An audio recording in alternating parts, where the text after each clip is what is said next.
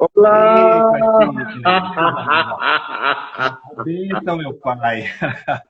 Jango abençoe a bênção. Como vai? Muito bem, feliz por estar aqui com o senhor, feliz por esse nosso encontro, feliz por poder soltar esse meu grito na encruzilhada. Estava preso esse grito, faz meses que eu estou com esse grito preso na minha garganta. Eu também quero agradecer a sua bênção, meu Eu pai também. querido. Sabe que tem toda a minha admiração. O pessoal estava ansioso por esse encontro. A gente vai fazer um encontro de conversa de sofá. Aquelas Ah, conversas que a sim. gente já tem, né? Que a gente já conversa naturalmente, não é? E estou muito animado mesmo, bastante entusiasmado por poder gritar junto com o senhor, não é? Quer dizer, em alguma medida, né? Nós somos muito afins, né? Nós somos muito afins, não é? Nós somos quase a mesma pessoa. Eu falo isso sem, né? Quer Sim. dizer, somos quase. Eu acho que eu sou só mais gordo. Depois da pandemia, estamos ali, ó, pai. E... Mas eu acho que a gente está muito, de modo ancestral mesmo, não é? Assim, a gente está muito identificado também pela pretitude, também pela capacidade de se reconhecer negro, também pela nossa capacidade de aceitar a nossa jornada mítico-ancestral, não é? De Babalorixá. E, e eu queria começar, queria que a gente trocasse umas ideias. Bom, dispensa, né? Pai Rodney dispensa apresentação, então, né? Pai Rodney dispensa apresentação, né, gente? Por favor. Mas eu quero dizer o seguinte: eu tenho muita admiração, e vou falar senhor, porque eu amo os pronomes de tratamento, eu gosto muito. Então, eu tenho muita admiração pelo senhor, e sabe, e é tão bom poder ter alguém para admirar, né? Quer dizer, e alguém negro, né? Quer dizer, significa muito para nós, porque não é alguma coisa muito natural para nós, né? Porque nós sabemos que nós vivemos, né, num país de fábrica do desejo de ser branco. E todo mundo acaba meio refém dessa fábrica, né, em alguma medida. Então, eu quero dizer que o senhor tem toda a minha admiração. É tão importante ter alguém para admirar, né? Quer dizer, alguém que pegou a vida com as duas mãos, as oportunidades, o conforto, a capacidade de lutar, a capacidade de ser negro. Quer dizer, é muito importante, é muito importante. Eu sei que é muito importante, é muito importante. E aí, eu quero começar conversando um pouquinho sobre isso, não é? Quer dizer, o que é, né? Quer dizer, alguma coisa que já pensada por mim, mas eu vou lançar a bola. O que é ser? O que é ser um babalorixá negro? Que é também um pouco referência, que é ativista, que é escritor, e que também é perseguido porque ascendeu, em alguma medida, ascendeu. Como é que é isso? Vamos lá. Primeiro, pai Sidney, eu quero dizer que as suas palavras me deixam muito honrado. Eu tenho no senhor um grande espelho. É muito bom poder te olhar e me ver, poder te ler e sentir naquilo que o senhor escreve, coisas que eu gostaria de ter escrito, poder, de alguma maneira, reverberar suas ideias. Eu faço questão sempre de reverenciá-lo e de referenciá-lo, porque antes de tudo, para mim, uma grande referência de intelectual negro. E eu acho que isso é muito importante. Eu não posso esquecer, né, que se eu tive a possibilidade de construir um doutorado, boa parte da contribuição veio daquilo que o senhor, né, já tinha feito antes, do caminho que o senhor já tinha percorrido antes. Então, é muito importante que nós tenhamos esse chão batido, né, porque a gente sabe que nada vai ser fácil para a gente, nada foi fácil para o senhor, nada foi fácil para mim. As coisas ainda vão continuar muito difíceis, embora a gente acredite que o chão que a gente bateu vai tornar o caminho mais fácil para a geração que vai nos suceder. Mas é uma geração que ainda vai ter que lutar muito. E a gente sabe, né, que esse lugar de preto que a gente ocupa é sempre um lugar que vai determinar aquilo que a gente é aos olhos dessa branquitude que é narcísica e que não aceita que nós estejamos nesses lugares que eles consideram que são deles por direito, mas na verdade eles ocupam por mera questão de privilégio. Então a gente precisa, antes de tudo, romper com o privilégio para assumir outro lugar nessa sociedade, e isso começa também pelos espaços acadêmicos. E nós sabemos bem, né, por exemplo, quando nós estamos, seja na USP, seja na PUC, seja em qualquer outra universidade, defendendo as nossas teses e falando dos nossos temas, a gente sabe o quanto a gente incomoda esse saber que é instituído como um saber formal, mas que é um saber branco, eurocêntrico, com o qual a gente tem rompido e com o qual a gente vai continuar rompendo, porque a gente vai levar, sim, os nossos saberes de resistência, as nossas epistemologias das encruzilhadas, as nossas pedagogias das encruzilhadas, os nossos saberes de terreiro. Nós vamos romper com essa estrutura e parte disso nós estamos fazendo quando a gente vai e leva as nossas pesquisas e leva os nossos modos de fazer para esses lugares. Então, é muito importante, Pai Sidney, que o senhor tenha percorrido esse caminho antes de mim, e é muito importante que o senhor, de certa forma, tenha aberto o caminho para que eu pudesse passar com mais tranquilidade, para que eu pudesse estar lá e enfrentar, numa sexta-feira, todo vestido de branco, uma banca que foi uma banca muito cruel comigo, né? Tirando a parte preta da banca, mas a parte branca, narcísica, que fez daquele palco o seu palco de vaidade, o seu palco que vai ser sempre branco, mas eu fui lá para romper. Eu e mais uma centena de gente preta vestida de branco para dizer que aquilo era, sim, o nosso espaço e que nós tínhamos todo o direito de levar os nossos saberes para dentro daquela universidade. E nós vamos romper levando professores para dentro da universidade, levando novos alunos para dentro da universidade, fazendo com que as políticas públicas mantenham os nossos alunos dentro das universidades também, porque não basta a gente entrar, a gente ingressar na universidade, mas é preciso fazer com que a gente esteja lá, porque o racismo nos expulsa todos os dias. Todos os dias nós somos expulsos da universidade, nós temos que prestar atenção que muitos estudantes negros estão se suicidando porque não suportam um ambiente acadêmico que é extremamente hostil com pessoas negras, que é extremamente racista e que não aceita que nós estejamos nesse lugar que é nosso, por direito, por uma questão de reparação.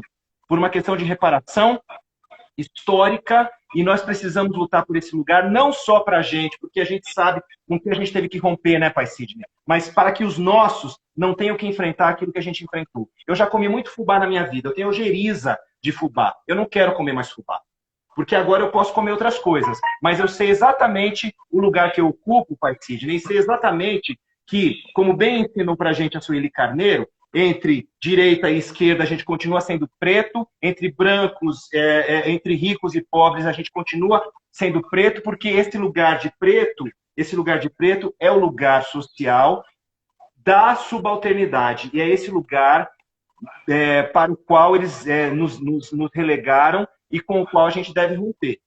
É com esse lugar que eu quero romper. Mas, obviamente, a gente sabe que eu posso ter tido acesso a todos os bens de consumo, Pai Sidney.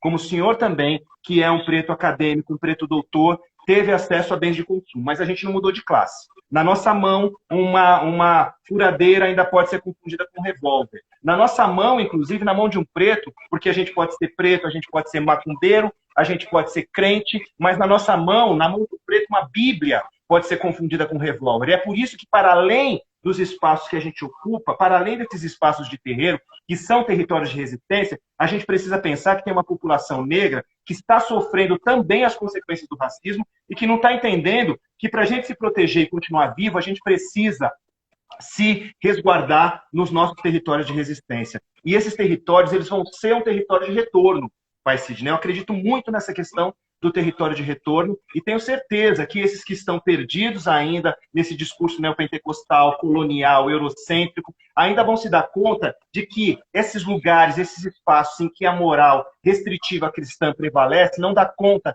dos nossos corpos, esses corpos que só reconhecem a liberdade. Esse Exu que está aqui, ó, atrás de mim, é um Exu que é símbolo de liberdade, com seu pênis ereto, com seu falo, mostrando o poder e a potência do povo negro.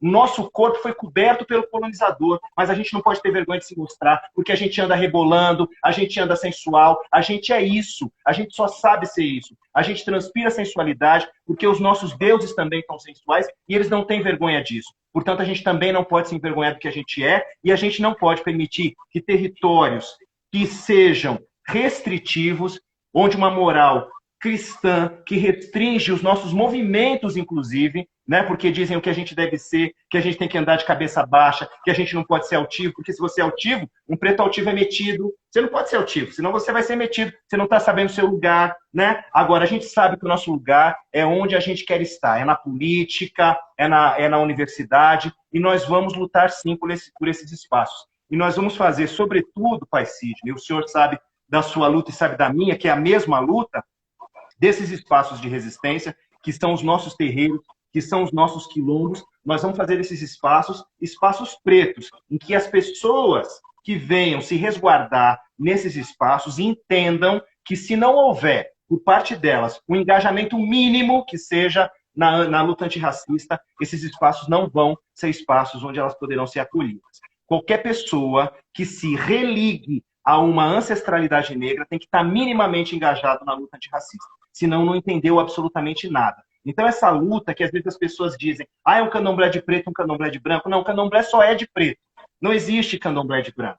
O candomblé só é de preto. E o branco que vem para o candomblé tem que entender que ele está num espaço cultural negro, ele está num espaço de resistência negra, e se ele não abraçar essa causa, ele não serve para estar nesse espaço. E não é um discurso sectário, mas um discurso que vai sim na raiz, que é radical, no sentido de que a gente precisa incluir pessoas negras para que a sociedade seja melhor para todos e para todas.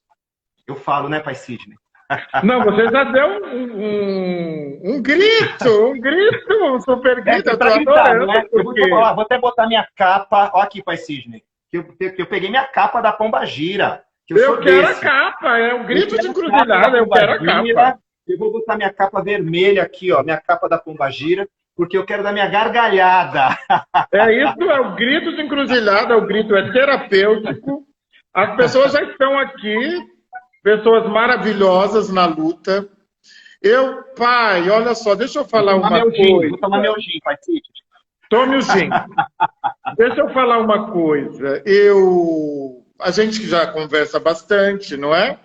E nós temos lutas afins. Me interessa muito essa luta pela naturalização de uma epistemologia de encruzilhada, uma epistemologia de terreiro. Nos interessa, eu sei que nos interessa, quer dizer, é preciso que seja natural a prática da magia preta. E eu tenho uma consciência de que alguns de nós, e aqui nós, como exemplos, desfrutamos da magia preta. Eu tenho consciência de que foi a magia preta que não permitiu que morrêssemos precocemente, que nos tirou, que nos possibilitou que não comêssemos apenas fubá, casca de batata frita, casca de batata no omelete. Então foi a magia preta, né? Quer dizer, nós pegamos a magia preta com as duas mãos, como nos ensina o candomblé. Pegue com as duas mãos. E aí me inquieta muito, e aí eu queria ouvir um pouquinho o senhor sobre isso. Por que os negros, nós somos 56,2% de negros no Brasil. Por que os negros não têm desfrutado? Porque as pessoas ainda nos condenam, elas acham que a gente está num lugar de privilégio. Não, preto não tem privilégio. Preto tem direito. Nós tivemos direito. Direitos que alguns negros não têm. Direito não é privilégio. Quem tem privilégio é branco. Nós tivemos direito de ter uma família preta, de ter uma família de candomblé, de poder ingressar numa universidade que não foi feita para nós. Nós tivemos direito, não é privilégio. Nós temos direito de viajar, nós viajamos. Tivemos direito de estudar fora do país, é direito, isso não é privilégio, porque preto não tem privilégio. Agora, nós temos que reconhecer que esses direitos nos foram, em alguma medida, dados pela magia preta. Eu acredito muito nisso. A todo momento, foi a magia preta que permitiu que tivéssemos esse direito. Então, 56,2% de negros. O que ainda impede, pai, que os negros se beneficiem da magia preta que lhes é, que é deles, que é nossa. A magia preta é nossa. O que impede? Vamos lá, pai. Primeiro, a gente precisa falar dos efeitos da colonização em nós, né? É óbvio que foram 500 anos de opressão, não se apagam de uma hora para outra, né? Obviamente que os corpos, eles são moldados, né, dentro de uma cultura, e essa cultura é uma cultura opressora, é uma cultura que subjuga, e é uma cultura que faz acreditar que aquele é o seu lugar, que a subalternidade é o nosso lugar, que não resta outro lugar para o negro que não seja aquele lugar da subalternidade. E aí a gente precisa compreender que, na verdade, o nosso lugar é o lugar da insurgência. Sempre foi o lugar da insurgência. A Djamila sempre diz que os senhores de engenho achavam que a capoeira era uma dança, mas nós sempre soubemos que era uma luta. E é justamente esse lugar da luta que a gente precisa assumir. Mas aí eu pergunto, e já provoco, né, pai Sidney, aqueles que estão nos assistindo hoje a pensar em várias coisas aí para o nosso futuro. O que nos falta, afinal de contas, para que a gente assuma esse lugar de insurgência? O que falta é consciência de classe. O que falta é consciência de classe. É só enquanto classe que nós nos tornamos agentes capazes de interferir no processo histórico. E, obviamente, que a gente tem todo o processo da magia que nos fez sobreviver, e essa magia tem um sentido muito prático, né? Porque não existe religião sem magia, o senhor sabe bem, né, pai Sidney? Mas as nossas religiões são as únicas que assumem a magia, as únicas que sabem que tem na magia um instrumento para interferir na realidade, que se não fosse essa magia, fatalmente todos nós estaríamos mortos, né? Porque todos nós somos, antes de tudo, sobreviventes. O Edson Carneiro, ele dizia que não saberia, lá para Ruth Landes, lá nos anos 30, ele dizia para Ruth Landes, né, naqueles diálogos que resultaram no livro Cidade das Mulheres, ele dizia para ela que ele não saberia onde estariam os negros se não fosse o candomblé. Então ele já assumia, né, que o candomblé era esse território de resistência fundamental, onde a magia operava principalmente para a manutenção das nossas vidas. Principalmente para a manutenção das nossas vidas. E essa magia tem um sentido bem prático, né? Porque às vezes as pessoas confundem a magia com a coisa do sortilégio, né? A gente acredita em Exu, a gente não acredita na sorte, não. A gente acredita em Exu para mudar as coisas. A gente joga água na rua, né, pai Sidney? Para não entregar a nossa vida à sorte. Nós não entregamos a nossa vida à sorte. Nós jogamos água na rua para pisar na terra úmida. Nós jogamos água no caminho para que o caminho seja um caminho afável e nos leve tranquilamente aonde a gente tem que chegar. Nós confiamos a nossa vida em Exu, porque Exu não deixa a sorte fazer com que a bala perdida cruze o nosso corpo. E eu estou falando desse lugar de quem é literalmente, pai Sidney, um sobrevivente. Você sabe muito bem, né, pai Sidney, que eu carrego no peito a marca de uma bala. Então eu falo com propriedade, né? Eu falo com propriedade quem sobreviveu não só a todas as mazelas a que o negro está submetido, mas também a essa bala que achou meu corpo, que atravessou meu corpo, mas que graças à força de Exu só atravessou meu corpo e não lesou um vaso. Um vaso. Então, eu posso dizer, sim, que eu sou fruto dessa magia, que fechou meu corpo, sim, porque eu tenho o corpo fechado. Eu tenho o corpo fechado. E não vai ser qualquer qualquer bala tem que ser faca de ticum, né, para matar quem tem corpo fechado, já dizia a história de Besouro Mangangá. Mas a gente sabe muito bem, né, que se a gente não tiver corpo fechado nessas encruzilhadas e nessas estradas, se a gente não for cruzar o nosso portão e chamar Onan e Balonã, Temiló, Temibó, né, que Exu nos leve em paz, nos traga em paz, a gente sabe o risco que a gente corre. Então, toda pessoa preta tem uma mãe preta esperando por ele em casa e que não dorme enquanto essa pessoa não chega no seu destino. Toda pessoa preta tem um amigo preto que, quando ele vai para casa, diz: chegando em casa, me manda uma mensagem, chegando em casa, me liga, porque sabe os riscos que a gente corre. E a gente sabe que, se a gente não usar a força da magia para a gente ficar invisível, para a gente virar bananeira, né? Quando a gente é perseguido, a gente vira bananeira, a gente fica invisível, a gente se esconde na sombra, porque se não fosse a sombra, se não fosse Exu, se não fosse o Tranca-Rua das Almas, se não fosse Maria Padilha, andar nessas encruzilhadas na sombra e na luz para nos proteger, a gente não dava conta de ter sobrevivido. Então, sem magia, não existem corpos pretos, assim como sem insurgência, Pai Sidney, não existem corpos pretos. E é essa insurgência, porque, veja, as pessoas falam muito do marxismo, né? E obviamente que a gente tem que olhar o marxismo com toda a crítica, porque, afinal de contas, somos pessoas pretas e a gente tem que olhar qualquer teoria branca com reservas. Ora, não foi pensado para a gente. Mas se a gente for colocar, né, aquilo que Marx pensou, né, para o proletariado, né, sobretudo na Inglaterra, naquele momento do século XIX, né, de quem faria a revolução, a quem cabe fazer a revolução nesse país? Se não forem os pretos para fazer a revolução, a gente vai continuar no mesmo lugar. Então, a gente precisa dessa consciência de classe, a gente precisa dessa consciência de classe, inclusive, para mudar a política, para saber que a gente pode eleger uma vereadora preta, para saber que a gente pode eleger um prefeito preto, para saber que a gente pode, sim, mudar e fazer política mesmo sem mandato, que a gente pode exigir, que a gente pode ir para a rua, que a gente pode fazer do nosso terreiro um quilombo, e que esse quilombo vai ser, sim, um território de onde a gente vai reverberar todas as nossas causas, todas as nossas pautas, para fazer com que as pessoas nos olhem e nos respeitem. Porque é esse lugar de respeito que a gente quer conquistar. Então, eu digo que essa magia preta, Pai Sidney, eu fico muito feliz quando o senhor recupera o termo, né? Porque a questão da magia que foi sempre vista com toda sorte de discriminação, né? Que é todo o elemento que as pessoas usam para dizer que a gente anda com o diabo, né?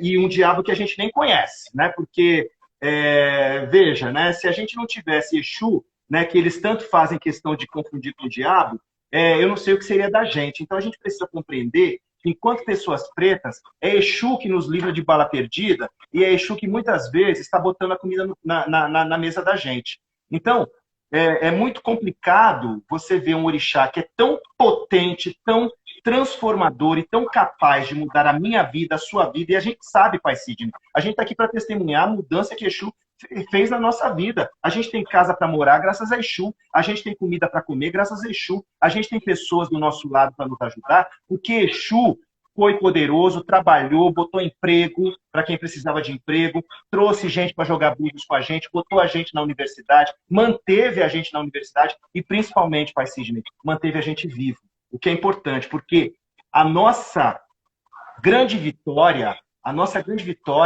é a resistência. A nossa grande vitória é ter sobrevivido. E é a partir desse lugar, né, da nossa sobrevivência, que a gente pode pautar a política e fazer a transformação que a gente precisa. Eu acredito muito, eu sou um cara esperançoso, eu tenho que ser esperançoso, e eu acredito muito que a gente vai fazer uma grande mudança nesse país, e eu acredito numa revolução que seja preta, que seja crespa e que seja feminina. E eu acredito nessas três coisas em conjunto. E acredito que a gente precisa de um outro lugar para as mulheres negras, eu acredito que a gente precisa de um outro lugar para a população negra, mas eu acredito também que a gente precisa trazer a população negra para esse lugar de consciência que vai, sim, ser o lugar da revolução para todos nós.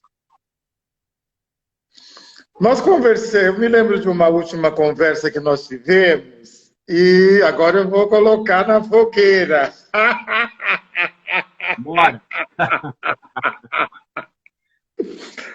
Eu me lembro de uma última conversa e nós falávamos, né, como babalorixás, na expansão do terreiro, né? Quer dizer, o terreiro crescendo muito, crescendo como corpo, né? Quer dizer, agregando.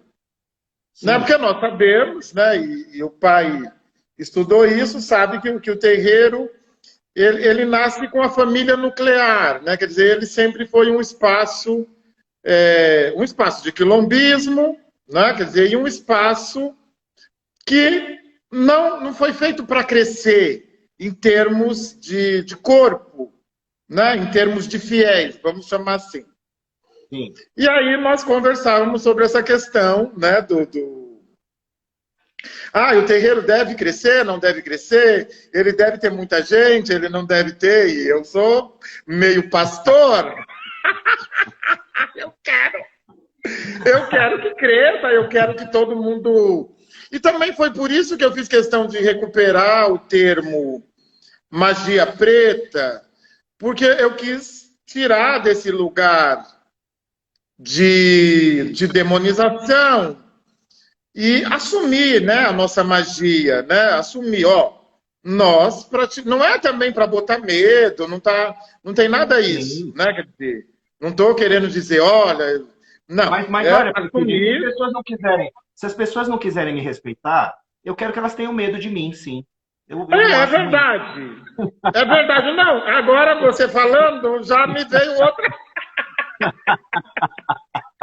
Porque esses dias eu estava conversando com o mestre da Jurema e o vizinho, perseguindo o mestre, denunciou e nós conversamos sobre isso. Falei, nossa, agora nem medo mais eles têm da gente, né? Quer dizer, não tem medo porque a gente começou, inclusive, a se envergonhar da nossa magia preta. Começou a ter vergonha da magia preta, da prática da magia preta. Então, eu fiz questão de recuperar o termo, falando, não, olha, nós somos praticantes de magia preta.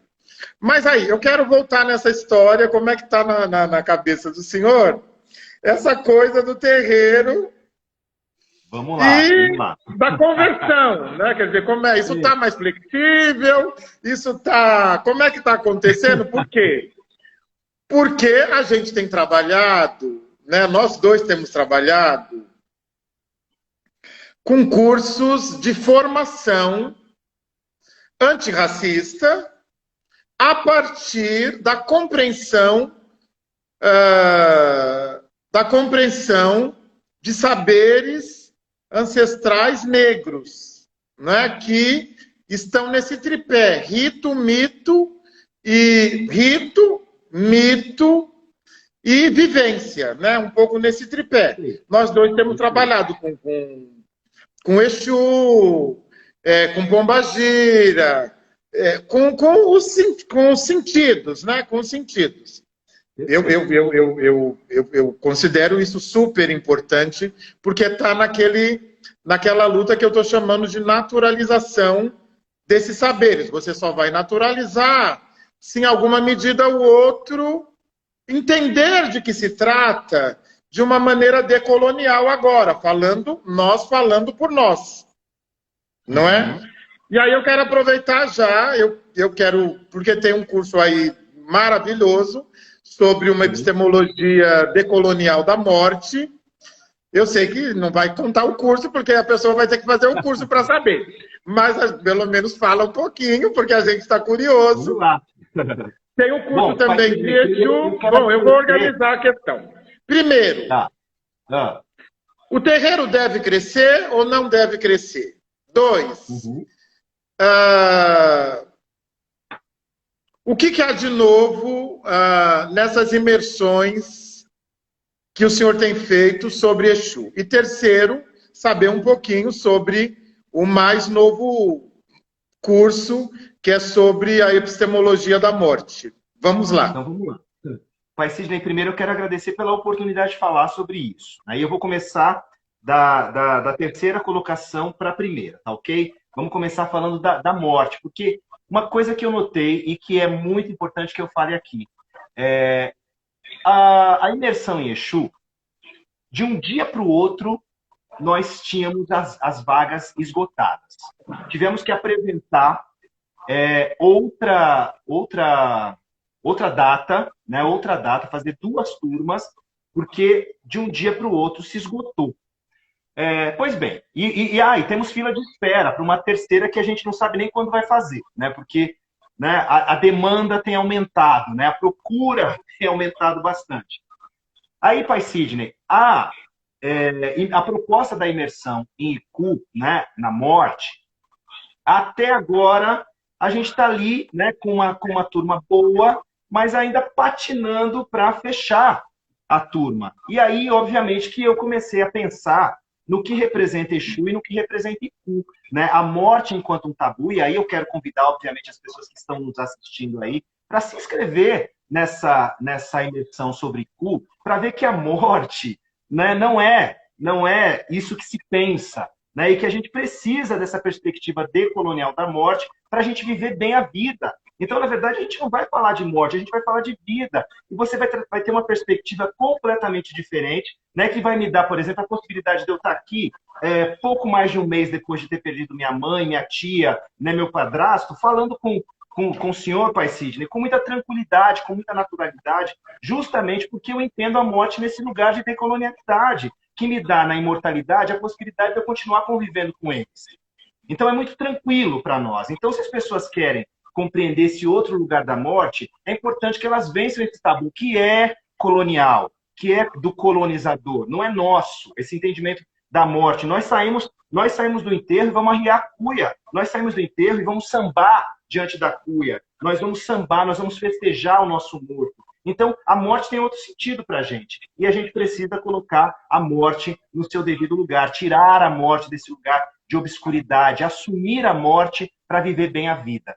Né? E Exu, obviamente, que Exu é pop, né? Exu não está nas escolas, mas já está. Né? Então, Exu tem essa coisa de ter se tornado, e eu acredito, pai Sidney, que a gente vai entrar numa fase em que esse entendimento de Exu, essa virada de chave com Exu, vai nos colocar, né, em muitas discussões, e que são discussões importantes que a gente vai ter que travar, mas eu acho que a gente está causando um problema muito mais sério para aqueles que nos perseguem. Os neopentecostais vão ter que se virar para arrumar outro diabo.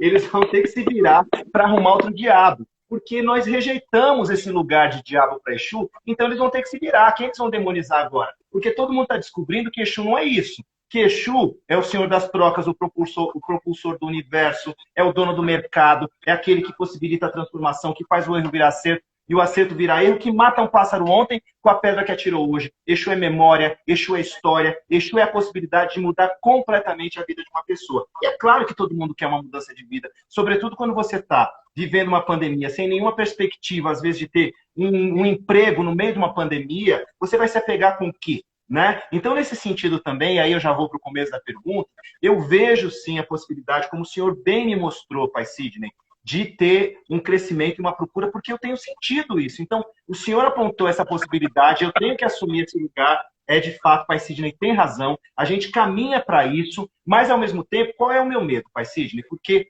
eu sei da sua responsabilidade e sei da minha. E eu sei que nós não vamos tornar o nosso candomblé palatável para ter um monte de gente dentro do nosso terreiro. Não é disso que a gente está falando. Né? A gente não quer uma religião de massa em que a gente não conheça quem são os nossos. Mas, ao mesmo tempo, você tem que ter pessoas que estejam verdadeiramente engajadas com aquilo que a gente propõe. E as nossas pautas não são só pautas religiosas. Né? Até porque eu não gosto de definir candomblé como religião, o senhor sabe bem. Candomblé, para mim, é ethos. É visão de mundo. Então, quem está disposto a assumir a visão de mundo que o candomblé propõe? E quem está disposto a olhar o mundo desse lado negro da força? Né? Então, eu sempre digo com as pessoas, assim, as pessoas que estão interessadas no candomblé, eu digo, venha para o lado negro da força. Né? Justamente para a gente brincar com essa noção, tirar essa coisa do negro da conotação negativa, pejorativa, e para a gente mostrar que o lado negro é simplesmente o lado de todas as possibilidades e o lado do acolhimento, o lado onde tudo cabe. Né? Então, os territórios de resistência preto são territórios em que todos são bem-vindos, todos, todas e todas são bem-vindos. E a gente precisa pensar esse lugar para todos, mas a partir de uma visão de mundo, de um ethos que é negro, e a partir desse território que não só é negro na sua origem, mas é negro no seu modo de viver todas as coisas. Então, você pode ser branco A partir do momento que você está no candomblé, você vai assumir um modo preto de olhar para a vida. Claro que, respeitando esse lugar de onde você assume esse lado, não tem jeito. Um fio de conta no meu pescoço e no seu, pai Sidney, é um estigma a mais. A gente sabe, né, já não sentam do nosso lado no metrô, só por a gente ser preto. Se a gente for um preto de branco e com um fio de conta no pescoço, a gente vai ter o metrô quase que inteiro para a gente, né? Então, a gente tem que saber que esse lugar que a gente ocupa de homens negros numa sociedade extremamente racista, onde os nossos corpos são corpos que estão dados, fadados a levar um tiro a qualquer momento, porque a necropolítica ela existe para nós, para corpos como os nossos. E quando a gente se reveste dos nossos signos, nós estamos nos revestindo de mais um estigma e correndo ainda mais um risco. Se a gente já pode ser apedrejado simplesmente por ser negro, aí a gente vai ser apedrejado por ser negro e macumbeiro, né? E muitas vezes negro, macumbeiro, viado, e aí junta tudo isso e são opressões que vão se cruzando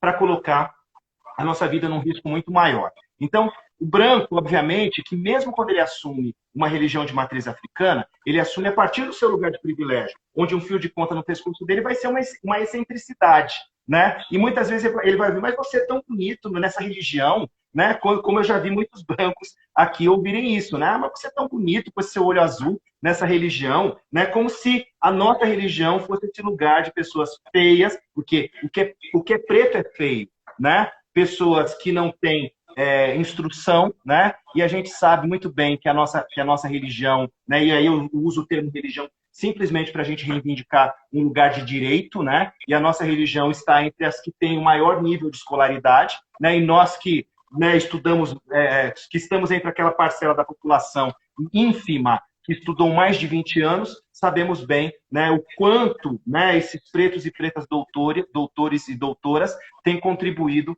para colocar o candomblé num outro lugar, não só do ponto de vista dessas estatísticas, né, que medem esse grau de poder mesmo da religião, mas também para mudar completamente o discurso em relação aos corpos negros, em relação às práticas negras. A gente sabe que a gente não teria chegado sem a magia, né, que as nossas mães fizeram, que é simplesmente a magia, pai Sidney, de juntar todas as amigas para ter o dinheiro da matrícula para a gente poder se inscrever na universidade. Se a gente se doutora, se a gente tem um diploma de graduação, de mestrado, de doutorado, a gente deve às nossas mães, tias, que são mães também, amigas das mães, que se juntam todas elas, porque para elas é uma forma delas realizarem o sonho que elas não puderam levar para frente na vida delas, porque elas estavam lá, ó, lavando banheiro, né? Elas estavam lá fazendo a faxina, varrendo o chão, para que a gente pudesse estudar. E a gente precisa honrar a memória dessas mães, a gente precisa honrar quando elas estão ao nosso lado, porque tudo que a gente conquista é delas.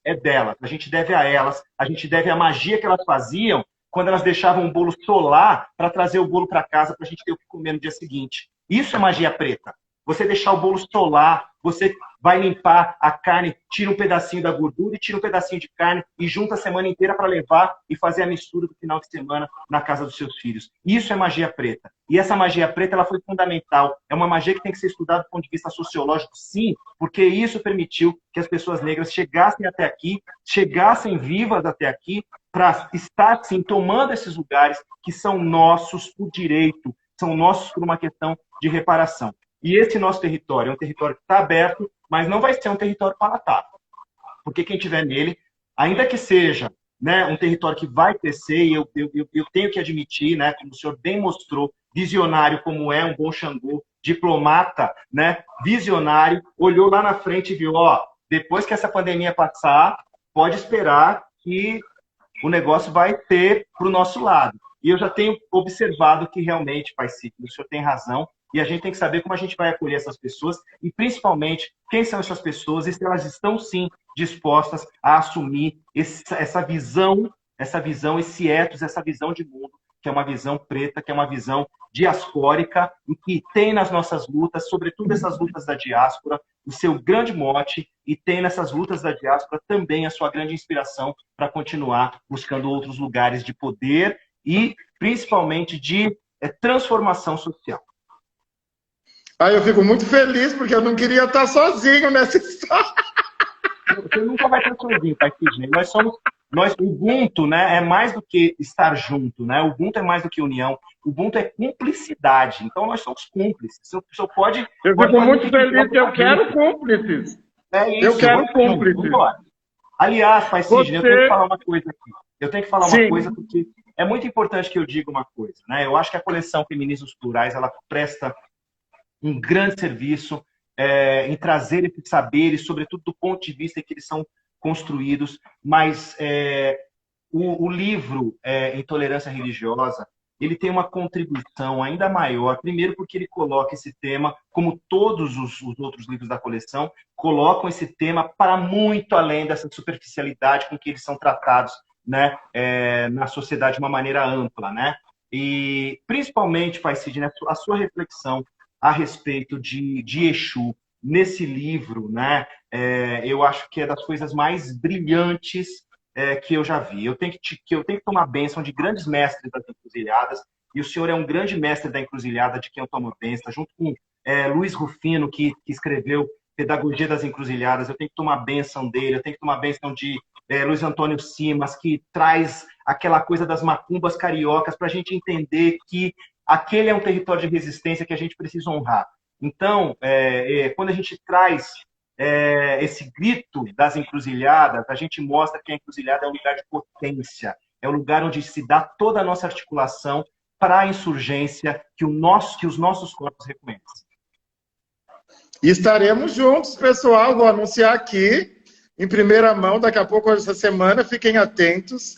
Eu, Pai Rodney e professor Luiz Rufino estaremos numa conferência em Harvard, falando sobre o quê? Exu, né? Não poderia ser diferente. Exu nas escolas e Exu em Harvard. Exu em Harvard. Deixa eu ter uma última provocação. Voou, eu tô extasiado, não é? Enfim, né?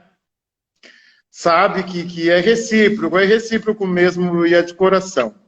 É uma admiração recíproca.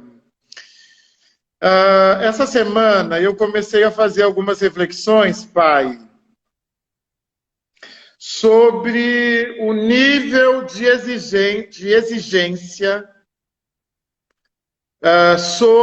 da branquitude, sobretudo da branquitude de candomblé, de uma branquitude desde dentro, sobre as coisas pretas. Então eu comecei a fazer uma análise sobre o nível de exigência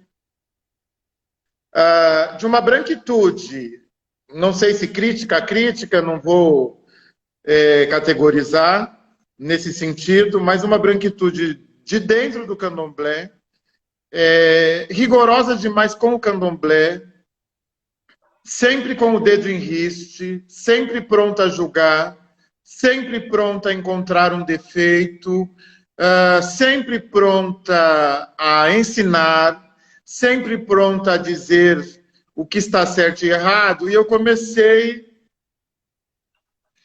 a perceber que esse rigor não se aplica nem à vida daquela pessoa, nem às religiões brancas, não se aplica. Então, esse mesmo rigor não se aplica ao padre pedófilo. Esse mesmo rigor não se aplica à Igreja Universal do Reino de Deus, empresa lavando dinheiro. E eu comecei a falar, não, alguma coisa de muito errada, porque tudo, né, quer dizer, você tem 2 pesos e 2 medidas, não é?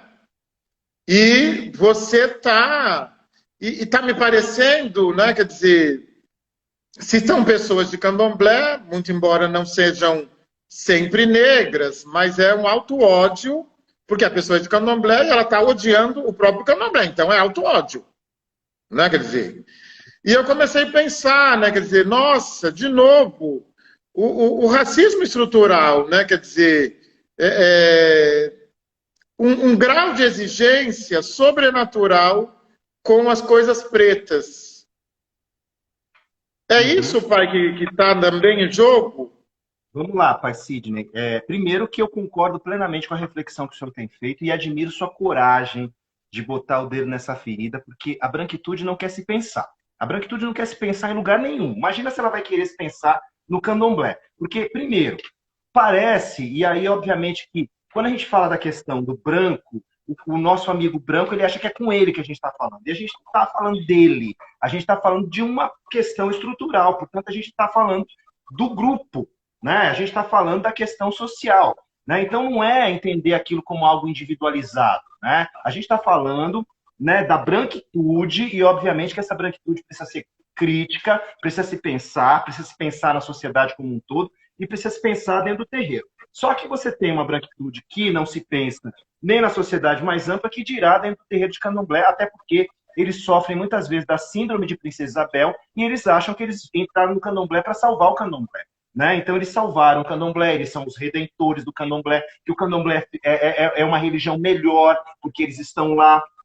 Então a gente precisa começar a fazer com que eles percebam o quanto eles estão reproduzindo o racismo dentro do terreiro. Então começa por aí. Só que ninguém quer pensar, que ninguém quer falar sobre isso. E obviamente, pai Sidney, que a gente tem que estar pronto para ser execrado, inclusive pelos nossos pares, quando a gente começa a tocar nessas questões. Por isso eu já tomei uma decisão muito simples, né? Eu não vou à casa de ninguém, né? Não vou, porque eu não quero me aborrecer. Eu vou na sua casa porque eu sei que lá eu estou em casa. Eu sei que o senhor vem na minha porque o senhor sabe que aqui o senhor está em casa. E a gente realmente fala das mesmas coisas. O meu terreiro está cheio de gente branca, sim, porque é um terreiro de candomblé em São Paulo, mas não tem gente branca porque essas não ficam. Vai ser de nessas não ficam, né? Então não tem jeito. Quem é que sai do terreiro? Quem é o branco que sai do terreiro de candomblé? O branco que sai do terreiro de candomblé é aquele que não aceita um pai de santo preto dizendo o que ele tem que fazer. Simplesmente. Simplesmente isso. Então a gente precisa começar a pensar que essas pessoas que se ofendem com qualquer coisa, que não ficam no terreiro, que elas também estão reproduzindo uma prática racista, uma prática narcísica e uma prática branca. Então a gente tem que saber que eu vi o que o senhor postou hoje, Mãe Deus está falando das chibatadas que a vida dá na gente e que se a gente não tivesse levado isso, a gente talvez, se a gente tivesse nascido em berço de ouro, talvez a gente não tivesse chegado onde a gente chegou. E certamente o fato dessa branquitude ser privilegiada, às vezes faz com que eles não percebam que aquilo que eles pensam que é direito é privilégio, que eles se acham muito inteligentes, como diz a Djamila, mas na verdade eles são privilegiados. Inteligente era a nossa avó, como ela bem diz, que não sabia fazer o ó com o copo, mas ninguém passava a perna dela numa conta. Né? Elas vendiam o seu quitute, vendiam, lavavam a sua roupa e ninguém passava a perna nelas. Então, inteligência é outra coisa. Então, não é confundir direito com privilégio, inteligência com privilégio e, principalmente, você querer fazer esse privilégio valer dentro de um território que é um território de resistência. Então, essa branquitude precisa ser crítica dentro do terreiro, precisa estar comprometida com a luta antirracista e quem não tiver, não vai ficar. Não tem jeito. Porque, pai Sidney, não tem jeito. Candomblé, desde a barroquinha, foi pensado para ser revolucionário. Quem não está atento para isso, quem não está vendo que o candomblé é uma prática revolucionária que veio para aspirar lugares de cidadania para o povo preto, não entendeu nada. Então não adianta você ficar lá achando que você vai cultuar os gnomos, né, que você vai cultuar os signos do zodíaco, porque orixá é outra coisa, gente. Orixá é outra coisa. Então, a ética de Ogum, como eu tenho falado, é uma ética belicosa, que só reconhece a insurgência. Então, Ogum vai cortar a cabeça desse povo. E esse cortar a cabeça, claro, é no sentido simbólico, né? Porque essas pessoas não vão permanecer no terreiro. Elas vão encontrar o caminho delas, que não é no terreiro. Ou elas vão inventar outra coisa, um candomblé vegano, enfim, elas vão inventar qualquer outra coisa que não vai ser um candomblé, né, etos e um candomblé revolucionário. Porque não existe candomblé que não seja revolucionário. Não pode haver um candomblé que não seja revolucionário, porque não pode haver um quilombo que não seja revolucionário, não pode haver um território de resistência que não seja revolucionário. É por isso que me causa tanta revolta quando eu ouço falar de capoeira gospel. Vai estudar a história da capoeira, vai saber o que era aquilo, antes de você inventar que aquilo pode ser um instrumento de evangelização. Vai evangelizar com seus instrumentos, não vai fazer disso algo vazio de significado que tira de nós a nossa potência. Nós não somos cordeirinhos, mansos, esperando que digam a gente o que a gente vai fazer. A gente sabe perfeitamente o que vai fazer e veja, as pessoas às vezes olham para o Oxalá e dizem assim, Ai, Oxalá é a paz, Oxalá. Gente, orixá que veste branco é orixá perigoso. E Oxalá é o senhor do branco, portanto, ele é o mais perigoso de todos. E a guerra de Oxalá é uma guerra que se faz com calma. E ela está em curso. Ela está em curso. A nossa revolução está em curso, Pai Sidney, e não tem volta. Não tem volta. E quem não entender essa verdade vai ter que buscar outro caminho.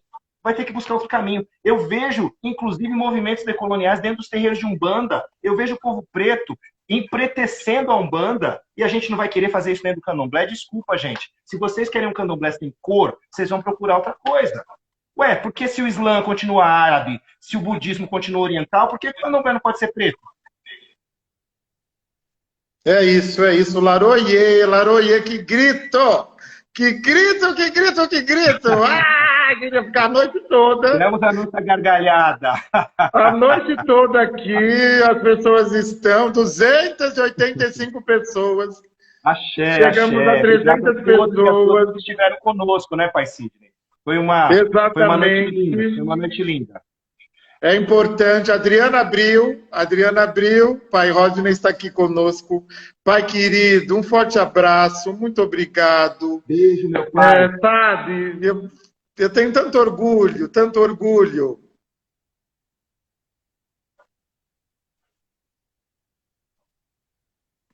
Porque é sempre novo, né, para nós essa experiência de se ver em alguém admirável, alguém que é você, alguém que tem a sua cor e que você pode admirar. Isso é magia, é magia preta. E significa muito para mim, significa muito, muito, muito. Espero que logo a gente possa se encontrar e se abraçar presencialmente. Xangô mesmo, né? Dê saúde e vida longa ao Senhor. Eu sei dos desafios recentes pelos quais passou, mas são desafios para nós, são sempre desafios, e a gente está aqui. E a gente vai deixar um candomblé não só mais preto, mas melhor do que o daquele que encontramos. Muito obrigado, Pai. Certamente um candomblé mais humano, meu pai. E eu tenho fé, tenho esperança de que a gente vai contribuir muito para isso. E que a nossa marca talvez seja uma marca muito pequena diante da grandeza dos nossos ancestrais, mas a gente está contribuindo e está fazendo a nossa parte. Isso é que é importante. Meu beijo, carinhoso. Laroie, Chu. Vamos lá para a encruzilhada levar nosso ebó agora. Vamos levar o ebó para a encruzilhada. Vamos Exu, para que Exu nos dê uma boa semana. Boa semana a todos. Beijo, axé, beijo, pai. Axé. Axé, axé. Até a próxima.